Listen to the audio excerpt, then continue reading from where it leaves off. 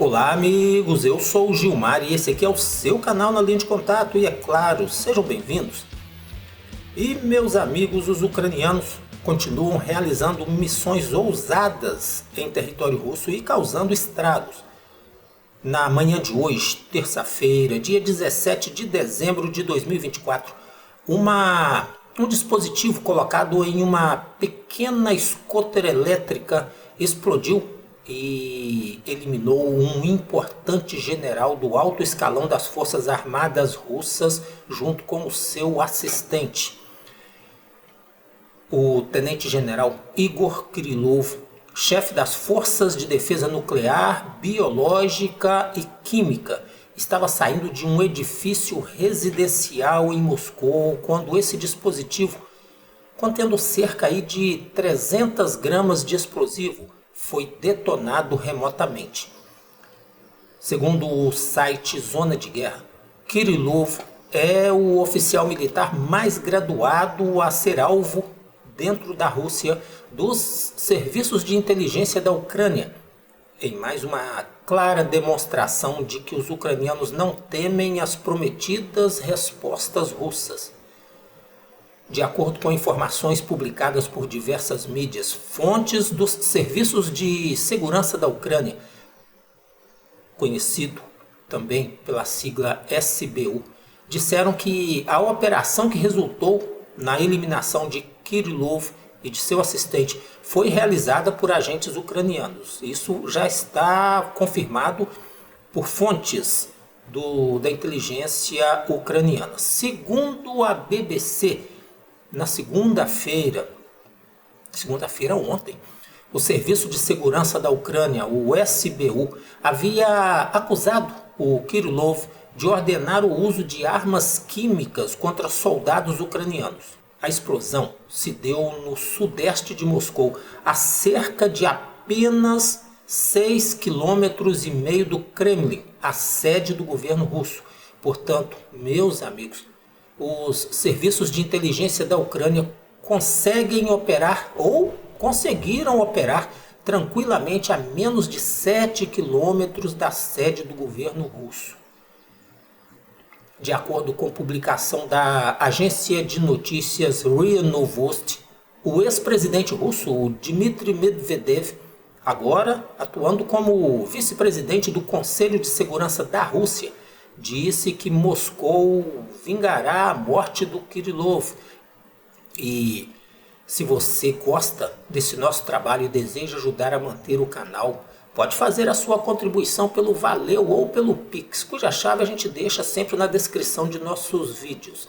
E não se esqueça aí, meu amigo, de se inscrever no canal, curtir, comentar e compartilhar o nosso trabalho. Clique ainda aí no sininho, isso aciona as notificações e pode ter certeza, isso tudo aí nos ajuda muito. Há algum tempo, a Ucrânia e alguns países aliados acusaram a Rússia de usar armas químicas em mais de 4.800 ataques sob a liderança do general Igor Kirillov. Isso desde o início da Operação Militar Especial Russa, em fevereiro de 2022. Os Estados Unidos, o Reino Unido, o Canadá e até a Nova Zelândia, entre outros países do bloco ocidental, se juntam ao coro daqueles que acusam os russos de usarem substâncias químicas contra tropas da Ucrânia, inclusive impondo sanções contra o general Kirillov. Ainda segundo o SBU, as investigações estão em andamento a fim de documentar provas contra o general. E, meus amigos, é claro que essas acusações seguem aquele mesmo padrão que nós vimos lá na Síria, onde por diversas vezes as tropas do Bashar al-Assad foram acusadas de usar armas químicas, mas as investigações não chegaram a nenhuma prova conclusiva sobre o uso dessas substâncias e em diversos casos houve suspeitas de que as provas contra as forças sírias foram plantadas. Mas a morte do Kirillov pode ter sido motivada por algo mais que apenas acusações de autoridades lá de Kiev para a autorização de uso de armas químicas.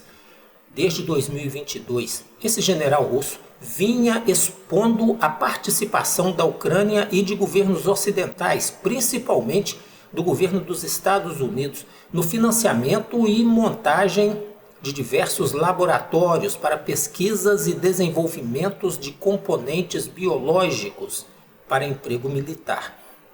No ano passado, autoridades russas disseram que a finalidade desses laboratórios era desenvolver um patógeno específico para ser usado contra a população russa. Na ocasião, foram apresentados considerável quantidade de documentos apreendidos pelas forças russas, que, segundo eles, comprovavam a existência desses laboratórios em diversas regiões ucranianas e em outras partes do mundo. Mas os países envolvidos, juntamente com a grande mídia, atuaram rapidamente para abafar as denúncias, fazendo com que elas caíssem no esquecimento. Kirillov foi um dos indivíduos que ajudaram a mostrar ao mundo a participação da Ucrânia, dos Estados Unidos e de alguns grandes laboratórios nessas perigosas pesquisas.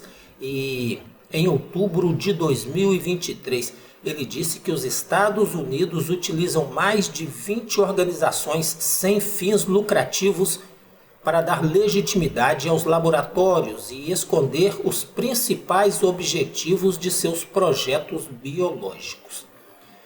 E é claro, meus amigos, a partir de então, ele passou a ser um alvo de toda essa poderosa organização. As tropas de defesa biológica, química e radiológica da Rússia, conhecidas como RKHBZ, que até então eram comandadas pelo Kirillov, têm como função principal fornecer proteção para unidades militares russas, permitindo sua atuação em condições de risco de contaminação radiológica, biológica e química.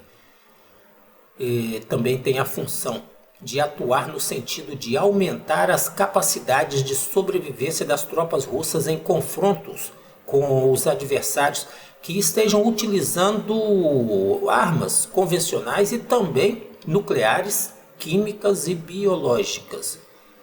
Um exemplo é a criação de cortinas de fumaça para ocultar as atividades das tropas russas e dificultar a ação dos drones do adversário. Isso aí já foi feito em algumas regiões ucranianas, em alguns ataques de forças russas.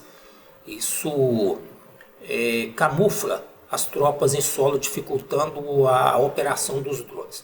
De qualquer forma, parece que os serviços de inteligência ucranianos estão agindo com bastante liberdade dentro da Rússia e já eliminaram diversas pessoas importantes e seguem atacando militares russos de alta patente dentro da Rússia.